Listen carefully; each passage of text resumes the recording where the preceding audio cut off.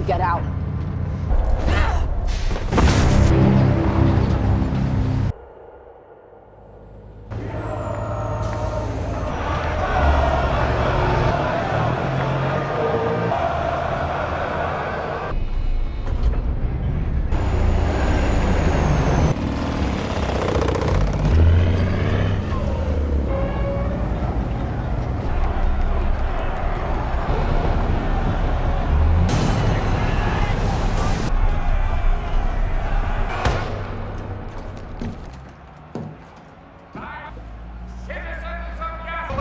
For a tank of gas! And today? Are you in charge here? Yeah? We can't keep up supply, or it's everyone's fault.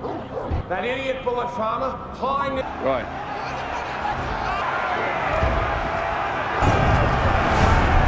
Hey, here, follow me.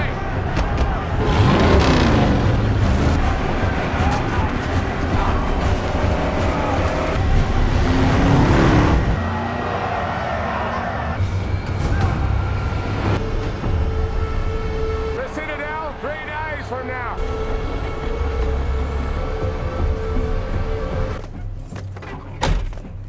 What's this? Scout ride on the tanker. What are you doing? Not today. Today you drive pursuit. Light up the weapons and munitions. Want to see what this can do?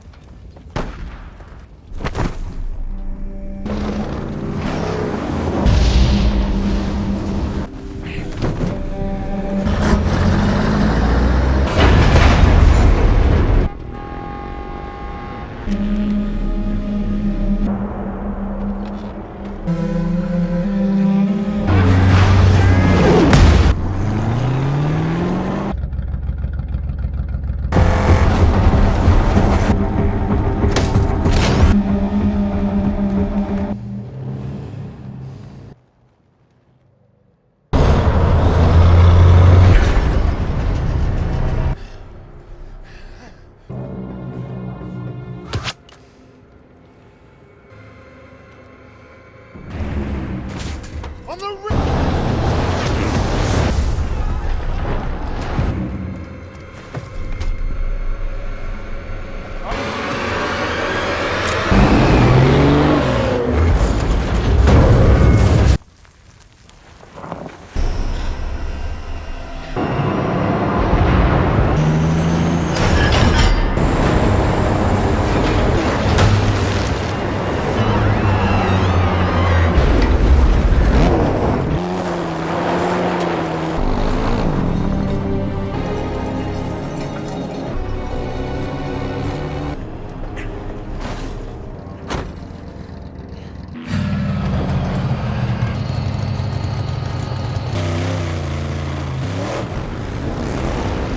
We'll head east for 3 days.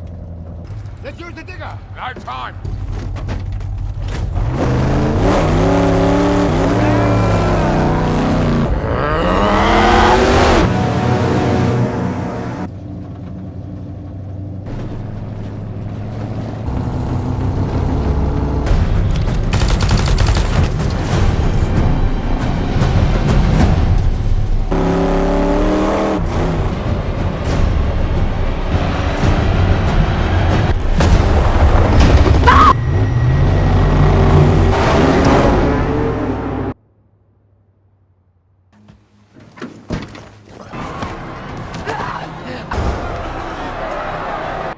Any sign of him? Gas down rubbish. Why are we waiting now? Let's go to gas. Where's Praetorian Jack? Harmony's coming here next. Help beat him head on right now! So we stay here. Times the fool's choice. Go down and crush him. That's mine! If you find him, he's mine.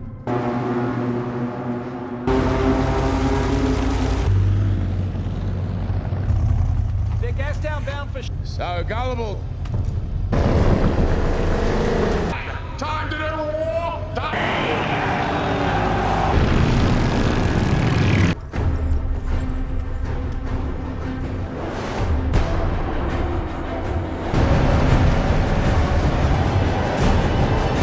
Is and will be war for the Vikings. The Oranges. Sixth day. East against West. Third, countless. The Oil Wars. The Battle of the Boom Towns. 40-day wasteland war.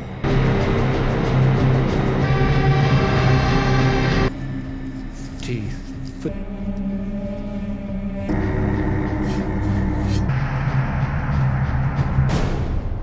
I need a vehicle.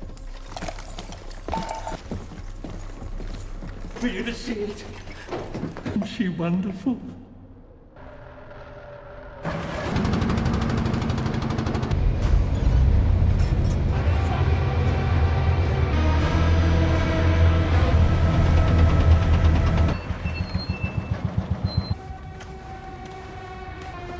Hey! Look at this! Try it on! Try it on! Farther and farther away! And a water and a weapon! It's gonna fit! Ain't on kebab! Sure the dumb Dementus is dead! Fifth rider of the apocalypse.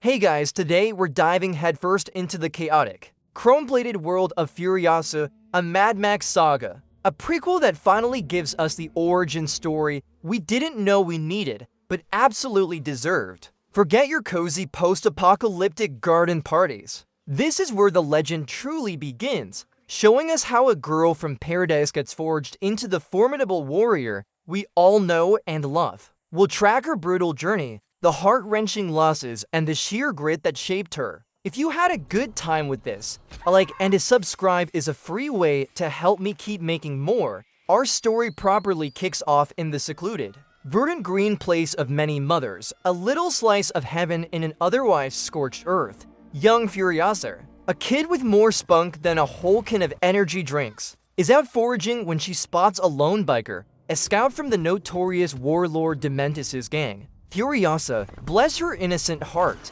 tries to warn her people, but the speed and ferocity of the approaching horde are just too much. The peace shatters with the roar of engines, an abrupt end to her childhood idyllic existence. It's like when you realize your favorite ice cream flavor has been discontinued, devastating, but with more explosions. As the raiders swarm, Furiosa is snatched, a tiny, defiant package of fury. But her mother, Kale, isn't about to let her go without a fight. This woman, a true force of nature, leaps into action, pursuing the bikers with grim determination.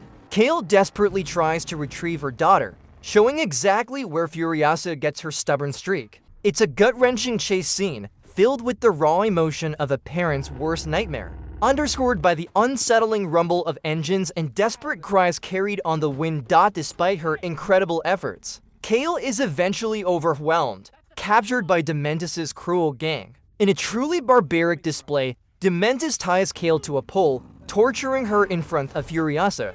It's a scene designed to break the spirit, a chilling introduction to the wasteland's true savagery. Young Furiosa is forced to witness her mother's suffering, a searing memory that will forever haunt her. This moment is not just about loss. It's about the deep, festering wound of helplessness and injustice that fuels her later quest for vengeance. It's a harsh lesson in this world. Kindness is a luxury, and survival is a brutal, solitary sport. This isn't a timeout. This is a life sentence of rage. With Kel's demise, Dementus and his marauders finally locate the green place. They storm the sanctuary, a vibrant oasis that quickly turns into a bloodbath. Amidst the chaos, young Furiosa, ever the survivor, manages to escape her bonds, a flicker of that future warrior spirit already burning bright. She hides, forced to watch as her home and her people are utterly decimated. It's a stark reminder that even in the most beautiful places, evil can find a way to spoil everything. With the green place a smoldering ruin, Dementus moves on, the ultimate land baron, now with a new, albeit unwilling, addition to his entourage, young Furiosa. She's now a captive, dragged across the desolate wasteland as Dementus consolidates his power. Furiosa, despite her young age, becomes an astute observer, absorbing every detail of Dementus' brutal tactics, his charismatic but twisted leadership, and the hierarchy of his gang. It's like getting a backstage pass to villainy, except the tickets were compulsory and the snacks are probably dried grubs. This period is crucial for her development, turning her into a sharp-eyed strategist. Though still trapped, Dementus isn't just a raider. He's a wannabe empire builder, trying to unite the various biker gangs under his banner. There are constant skirmishes, power plays, and brutal demonstrations of force as he tries to assert his dominance. Furiosa, still a child but growing up fast, watches it all, a silent spectator to the bloody politics of the wasteland. She sees the ruthlessness required to lead, the fragile alliances, and the constant threat of betrayal. She's basically getting a PhD in how not to get eaten by the apocalypse. Eventually, Dementus' grand ambitions lead him straight to the doorstep of Immortan Joe and his infamous citadel. It's a monumental, vertical fortress, a beacon of pseudo-civilization and absolute power. For Furiosa, it's a stark contrast to anything she's seen, a massive, unyielding structure that hums with a different kind of authority. Dementus, ever the opportunist, sees a new prize, a new rival.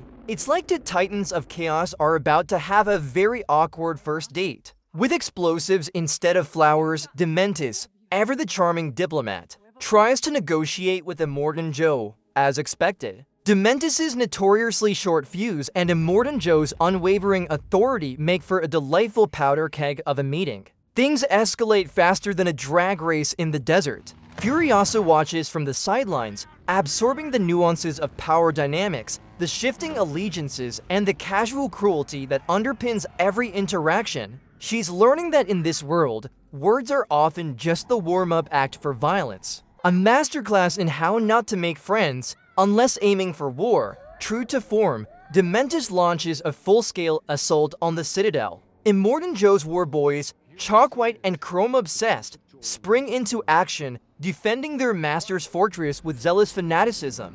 The Citadel's defenses are truly formidable, a symphony of traps, turrets, and strategic choke points. Furiosa, a young, vulnerable witness, is caught in the maelstrom of explosions, screeching tires, and the terrifying chants of the war boys. She's forced to duck and weave, observing the brutal effectiveness of the Citadel's military might firsthand. This is less a battle and more a very loud, very violent job interview for future war boys, where the only yes is survival. The assault doesn't go Dementus' way. His forces suffer heavy casualties, and he's forced to pull back, his ego bruised as much as his vehicles. Furiosa watches this setback, understanding that even the most powerful warlords have their limits and vulnerabilities. Dementus is frustrated, his voice a gravelly growl as he barks orders, but he's already plotting his next move. The desert wine carries the lingering smell of burnt fuel and desperation.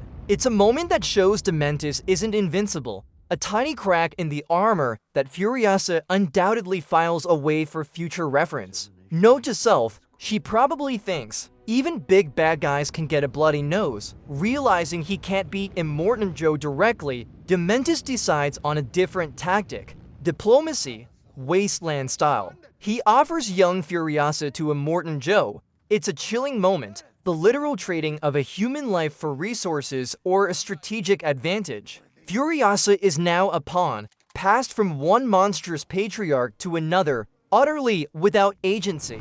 Immortan Joe, with his unsettling breathing apparatus and his cadre of wives, accepts the gift. The air is thick with the dust of the desert and the tension of an uneasy alliance. This moment solidifies her status as an orphan and a captive, but also begins her unwitting infiltration into the very heart of Immortan Joe's empire. Now a ward of Immortan Joe, Furiosa quickly learns the brutal ropes of the Citadel. She sheds her identity, adapting to survive, blending in among the commoners and the enslaved. She learns to keep her head down, her true origins a closely guarded secret, all while her eyes soak up every detail of Immortan Joe's operations, his hierarchy, his resources, his vulnerabilities. The constant hum of the Citadel's machinery, the distant shouts of war boys, and the metallic echo of their footsteps become the backdrop to her new existence. She's not just existing, she's calculating, silently sharpening her inner steel.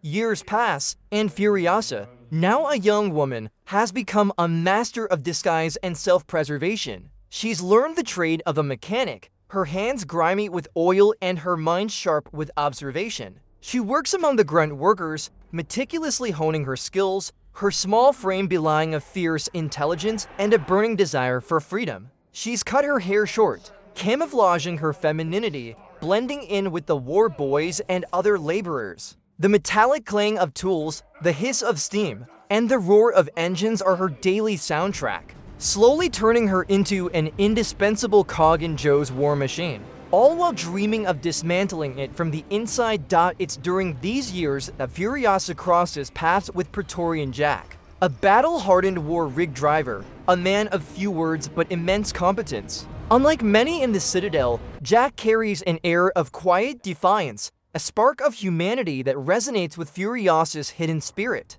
They form an unspoken alliance, a mutual respect born from shared labor and a silence. Just when things seem to settle into a rhythm of tense survival, Dementus, like a bad rash you can't get rid of, reappears. He's back, and he's amassed an even larger, more formidable horde, ready to once again challenge Immortan Joe's dominion. The wasteland, always on the brink, plunges back into outright warfare.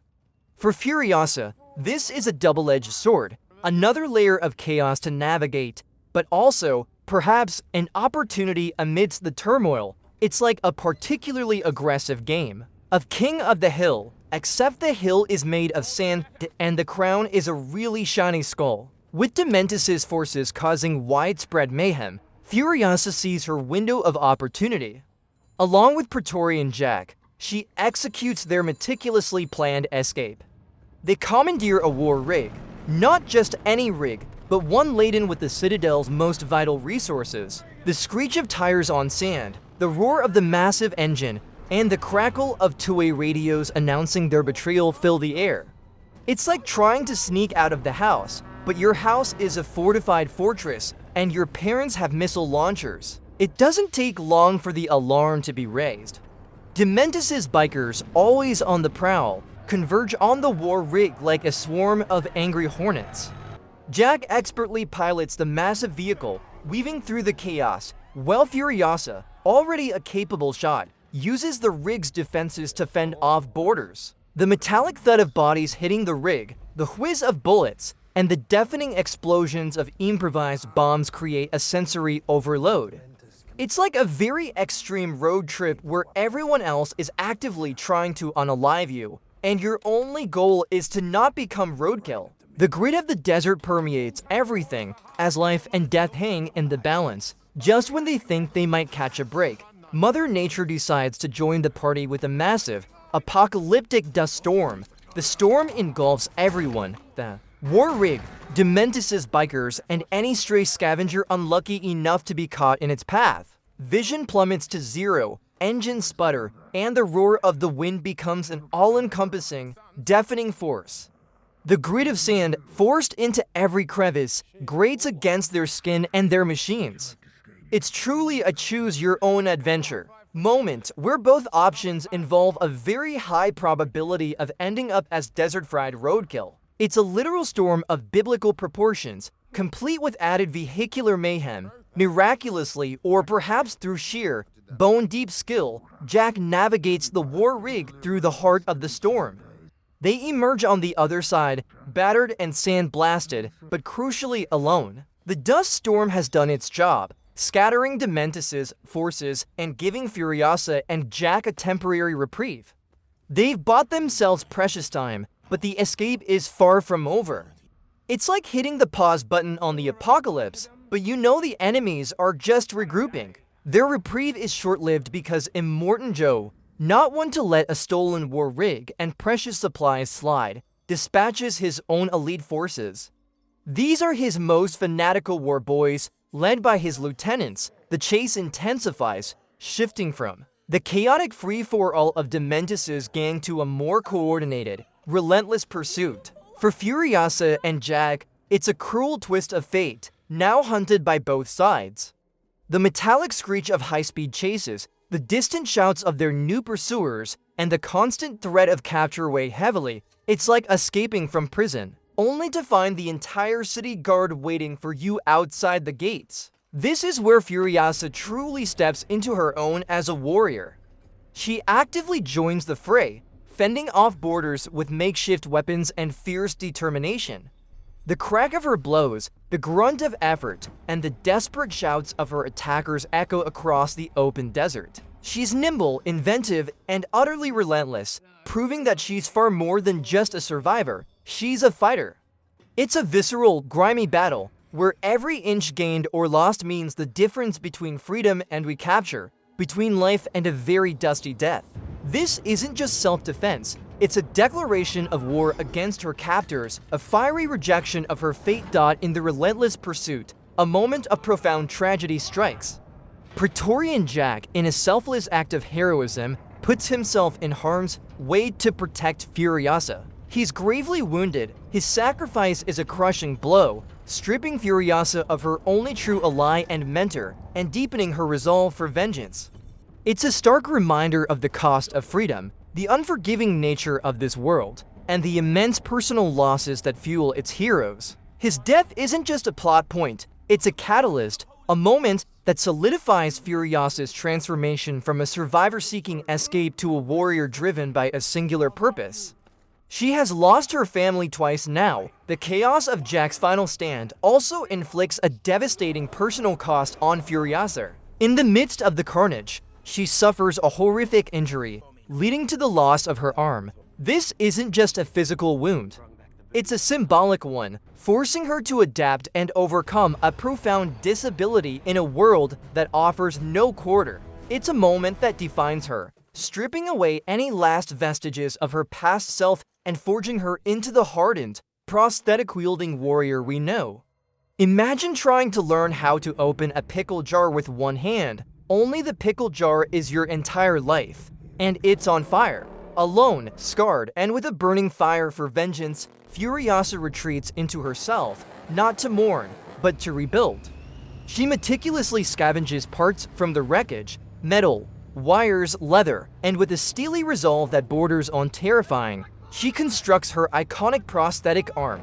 The metallic clang of tools, the grunts of effort, and the quiet determination in her eyes narrate this pivotal transformation. It's a gritty, DIY project of self-recreation, where her past pain is literally forged into her future strength. It's like a very intense episode of Pimp My Ride, but for a person and with much higher stakes. Immortan Joe's forces, particularly his most skilled trackers, are still on her trail, relentless as the desert sun. Furiosa, now a lone Volf, has to be even more cunning, using the terrain and her newfound skills to evade capture. The whisper of the wind, the crunch of sand underfoot, and the distant hum of approaching vehicles become a constant, terrifying symphony. It's a testament to her will that she not only survives, but begins to thrive, turning the very vastness of the desert into her ally. It's like she's trying to win an Olympic medal in evading the unevadable in the long, solitary stretches of the wasteland. Furiosa refines her skills. She learns to handle vehicles with an expert touch, adapting her fighting style to incorporate her powerful prosthetic arm. The rumble of her chosen vehicle, the metallic whine of gears, and the gritty feel of the road beneath her are her constant companions. This isn't just about survival anymore. It's about preparation, about gathering strength and intelligence for the ultimate confrontation. She's a living, breathing legend in the making, a silent whisper of vengeance carried on the desert wind. While Furiosa is forging herself anew, Dementus has not been idle. He's consolidated significant power, controlling vast swaths of the wasteland and its resources. His tyranny casts a long shadow, and his name is whispered with fear. Furiosa, ever watchful, keeps tabs on his movements, calculating, waiting for the opportune moment. His unchecked power only sharpens her resolve, fueling the slow burn of her vengeance. The desert itself seems to groan under the weight of his oppression. To reach Dementus, Furiosa must pass through his most heavily fortified territory, aptly named the Gauntlet. For Furiosa, it's a test of everything she's learned, a brutal crucible that showcases her mastery of survival, combat, and vehicular evasion. She maneuvers with breathtaking skill, using the environment to her advantage, a phantom in the storm of lead and fire. Every near miss, every narrowly avoided trap, sharpens her focus, bringing her closer to her ultimate goal. The taste of smoke and adrenaline is thick in the air. Furiosa, with the cunning of a desert fox, meticulously sets a trap. She plants explosives, arranges decoys, and prepares the battlefield, luring Dementus to a specific, desolate location for their ultimate showdown. The subtle metallic click of detonators, the rustle of debris as she conceals herself, and the vast, oppressive silence of the waiting desert create a powerful sense of impending doom. It's a psychological game as much as a physical one, turning Dementus's own hubris against him. She's not just a warrior. She's a master tactician, using the wasteland itself as her weapon. Dementus's hubris is his downfall, as he leads his forces directly into the killing zone Furiosa has so painstakingly prepared. He arrives, probably expecting to make short work of any challenge, unaware of the precise vengeance waiting. The roar of his personal chariot and the thrum of his accompanying motorcade reverberate across the desolate plain. The air is charged with tension, the calm before the storm. He's confident, making snide remarks, oblivious that the ground beneath him is about to erupt. It's a classic cinematic moment where the villain saunters into a situation. Explosions erupt, tearing through Dementus's ranks, sowing panic and chaos. Furiosa moves like a ghost, striking from unexpected angles, using the environment and the dust created by the blasts to her advantage. The metallic shrapnel, the concussive force of the blasts, and the screams of Dementus' scattered forces fill the air. She's not just fighting, she's dismantling his army piece by piece, isolating her primary target. It's a calculated, brutal dance of vengeance, choreographed for maximum devastation. She's basically playing a very violent game of whack-a-mole. But the moles are armed bikers, and the mallet is a tactical genius. Furiosa relentlessly pursues Dementus, who, despite his arrogance, quickly realizes he's in deep trouble.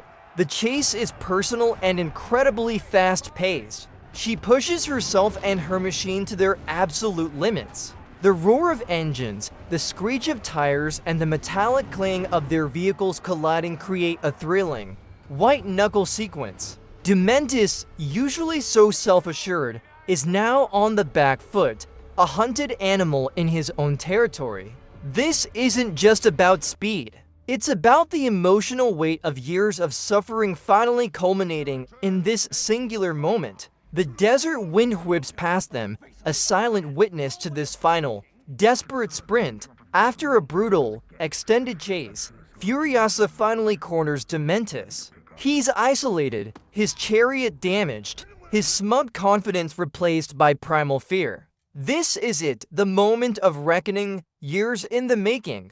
Furiosa stands over him, not with a triumphant shout, but with a quiet, icy resolve that is far more terrifying. The dust settles around them, sealing them off from the rest of the world for this final, intimate act of vengeance. The metallic tang of fear and the dry taste of the desert fill the air. Instead of a swift, satisfying kill, Furiosa chooses a punishment far more insidious. She condemns Dementus to a living death, a slow, agonizing process. She plants a peach seed in the ground, and then feeds the same peach to Dementus, ensuring he will slowly become part of the very wasteland he terrorized, perhaps as a living tree. It's a slow burn of revenge, a constant, knowing reminder of his atrocities. It's a profound statement on justice in the wasteland, not always swift, but often deeply symbolic and incredibly brutal.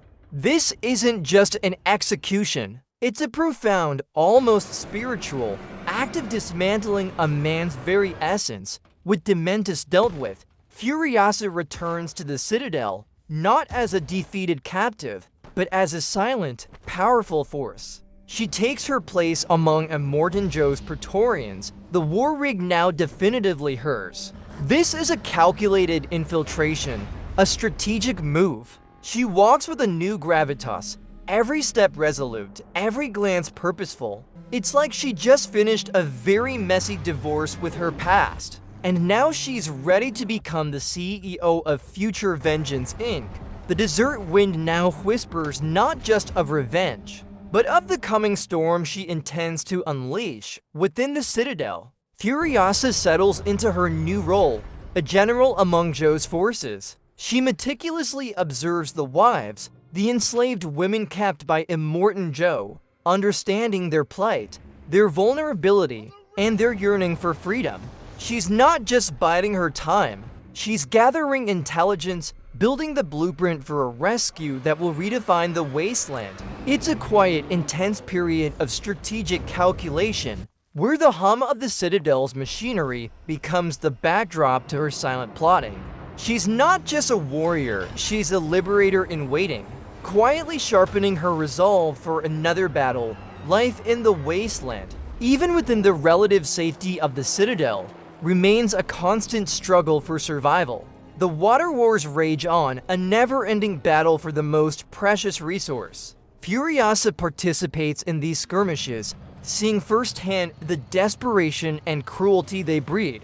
She understands the immense power wielded by Immortan Joe due to his control of the water, understanding the gravity of what she plans to steal, or rather, free. It's a harsh, daily reminder of the stakes and the utter necessity of her future actions. She's watching and learning, Absorbing every detail that will aid her eventual uprising, Furiosa holds onto a single, precious piece of hope, a fragmented map, a crude drawing of the path back to the mythical green place of many mothers. She studies it in secret moments, the lines and symbols etched into its surface a constant reminder of both her lost home and her future purpose. It's not just a map, it's a symbol of redemption, a beacon in the desolate night. It's the ultimate escape route plan, meticulously hidden, nurtured like a dying flame in the heart of winter.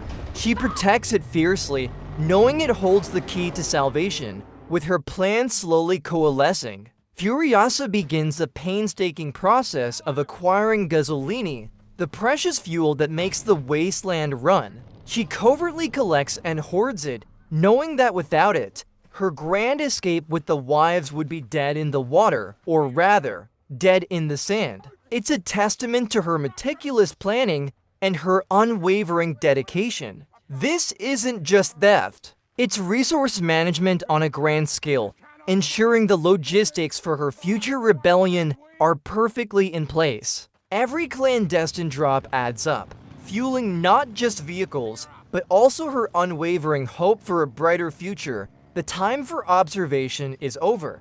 The time for action is now. Furiosa is finally compelled to act. She sets her plan in motion, knowing there's no turning back. The decision is made, a silent vow to herself and to the imprisoned women she is determined to save. This isn't just a mission, it's a sacred quest, culminating in the events that will lead directly into Mad Max, Fury Road. It's a moment of absolute commitment, where all the training, all the suffering, all the suppressed rage, finally coalesces into a singular, unstoppable force. Let the road rage begin.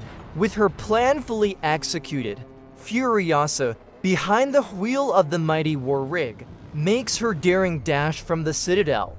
The 5 enslaved wives are in tow, a precious cargo of hope and freedom. The desert stretches endlessly before them, a canvas for the epic chase that is about to unfold. Furiosa's face is a mask of grim determination, every nerve ending attuned to the road and the pursuers behind her. It's like the ultimate jailbreak, but instead of a getaway car, it's a monster truck, and instead of cops, it's a whole army of chrome-obsessed maniacs. The future and the fury is now. Immortan Joe mobilizes his entire formidable armada, the polecats, the buzzards, the doof warrior, and all the various war boys, the guttural shouts of the war boys, the deafening blasts of improvised cannons, and the metallic grind of vehicles battling create a cacophony of chaos. Furiosa expertly navigates the treacherous terrain, every turn, every gear shift, a dance with death. It's a high-octane spectacle, a relentless ballet of vehicular warfare where the stakes are absolute freedom or utter annihilation. It's basically a real-life game of Mario Kart, but everyone has real weapons. And there are no power-ups, only explosions. Furiosa, using her intimate knowledge of the wasteland's treacherous geography, leads her pursuers into a deadly, narrow canyon. She pushes the war rig to its absolute limits, scraping metal against rock, forcing her pursuers into precarious positions. It's a masterclass in tactical driving and defensive maneuvering, proving that brute force isn't always enough against cunning and skill.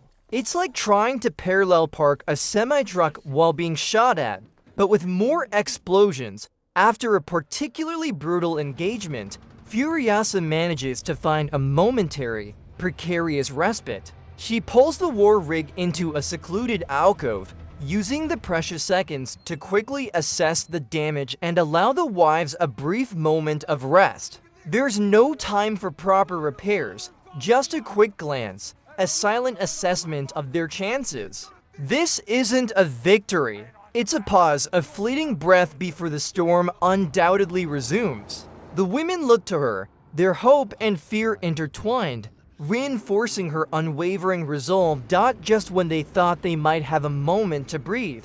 a new, airborne threat emerges, the buzzards. These vulture-like scavenger vehicles descend from the high ridges, adding another layer of danger to the chase. Furiosa and the wives must contend with attacks from all angles, a relentless assault from above and below. It's like playing a game of whack-a-mole where the moles can fly and are trying to eat your car.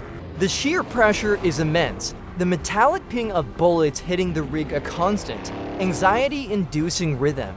The dust rises in thick plumes, obscuring vision and making every decision a matter of life or immediate, violent death. As the chase drags on, a new, insidious enemy rears its head, the critical shortage of gasoline. Furiosa carefully monitors the fuel gauge. She has to make agonizing choices, balancing speed against conservation, knowing that running dry in the middle of the wasteland means certain death. It's a constant, gnawing anxiety, adding another layer of pressure to an already impossible situation. It's like playing a racing game on hard mode where your fuel tank is always almost empty. And the finish line is a mythical oasis, facing overwhelming odds and near-empty tanks. Furiosa makes a desperate, calculated move. She fires a single, brilliant flare into the night sky, a beacon of hope and a desperate plea for help. It's a signal, a gamble for aid or distraction. It's a literal Hail Mary pass in the middle of a vehicular apocalypse, a last-ditch effort that speaks volumes about her unyielding spirit. She's thrown the dice, and now all they can do is wait for the wasteland to respond. The chase reaches its climax.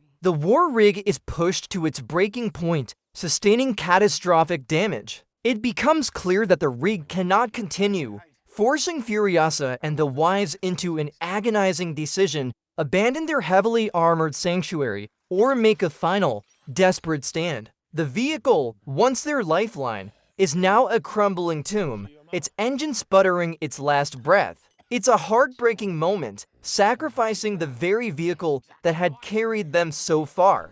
It's the ultimate exit strategy. Either you make one, or the wasteland makes it for you. This is where their true mettle is tested. Beyond the confines of a machine, Furiosa and the surviving wives endure. They stand in the desolate beauty of the wasteland, battered but unbroken, their spirits forged in the crucible of their journey. Furiosa, now the ultimate warrior, is no longer just a survivor. She is a liberator, a symbol of hope in a world consumed by despair. This isn't just an ending. It's a powerful new beginning, setting the stage for the epic events of Mad Max, Fury Road, and reminding us that even in the darkest of times, hope and a whole lot of fury can still drive us forward. And so, we conclude our journey through the origin story of Furiosa, a tale that profoundly reshapes our understanding of the Mad Max universe. It's a reminder that true strength isn't just about brawn, but about an unyielding spirit forged in the fires of adversity. Her saga teaches us about resilience, about finding purpose even after immense loss, and about the courage it takes to fight for a better future, not just for oneself, but for others. It's a powerful exploration of how a broken world can still produce unbreakable heroes. May we all find our inner Furiosa when facing our own deserts, and remember that even a single seed of hope can change everything. Thanks for watching, and remember to keep your engines running and your spirit unbowed.